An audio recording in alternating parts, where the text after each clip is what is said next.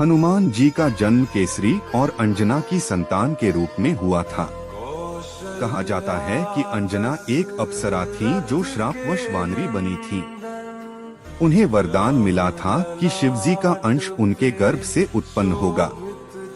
जब अंजना ने तपस्या की तो शिवजी ने वरदान दिया और पवनदेव के माध्यम से हनुमान जी का जन्म हुआ।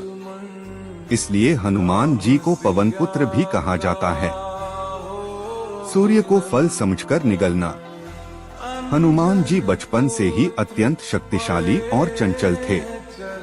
एक दिन जब वे बहुत छोटे थे तो उन्होंने उगते हुए सूर्य को लाल चमकता फल समझा और आकाश में उड़कर उसे खाने के लिए दौड़ पड़े। सूर्य को निगलने से संसार में अंधकार छा गया। यह देखकर देवताओं में हाहाकार मच गया। तब इंद्रदेव ने अपने वज्र से हनुमान जी पर प्रहार किया, जिससे वे गिर पड़े और उनकी ठुड्डी हनुओं में चोट आई। तभी से उनका नाम हनुमान पड़ा। यह घटना देखकर पवनदेव को क्रोध आया और उन्होंने पृथ्वी से वायु को खींच लिया। सभी जीव संकट में पड़ गए। तब ब्रह्मा, विष्णु और अन्य देवताओं ने हनुमान जी को अनेक वरदान दिए, अमरता, अपार बल, बुद्धि, किसी से न हारने की शक्ति आदि। इससे पवनदेव प्रसन्न हुए और पृथ्वी पर फिर से वायु का संचार हुआ। बाल्यकाल में शरारतें और श्राप। हनुमान जी बाल्यकाल में अत्यंत चंचल और शरारती थे। वे ऋषियों की तपस्या में बाधा डालते थे। इससे क्रोधित होकर कुछ ऋषियों ने उन्हें श्राप दिया कि वे अपनी शक्ति भूल जाएंगे और तभी उन्हें याद आएगी जब कोई उन्हें याद दिलाएगा।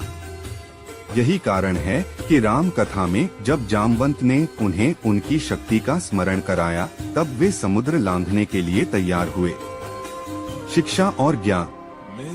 हनुमान जी ने सूर्यदेव को अपना गुरु बनाया और उनसे वेद, वेदांग, शास्त्र, संगीत और अन्य विद्याएं सीखी। सूर्यदेव ने उनका अद्भुत समर्पण और लगन देखकर प्रसन्नता पूर्वक उन्हें सब ज्ञान प्रदान किया। निष्कर्ष, बालक हनुमान की कहानी हमें यह सिखाती है कि शक्ति और बुद्धि का सदुपयोग तभी संभव है जब उसमें संयम और भक्ति हो। हनुमान जी ने अपने जीवन को भगवान राम की सेवा में समर्पित कर दिया और वे सच्चे भक्त और सेवक के प्रतीक बन गए। उनके बाल्यकाल की कहानियां न केवल मनोरंजक हैं, बल्कि उनमें नैतिक शिक्षा भी छिपी हुई है। हनुमान जी की स्मृति और भक्ति से मनुष्य में साहस, बल और भक्ति का संचार होता है। बालक हनुमान की कथा आज भी हर उम्र के लोगों को प्रेरणा देती है।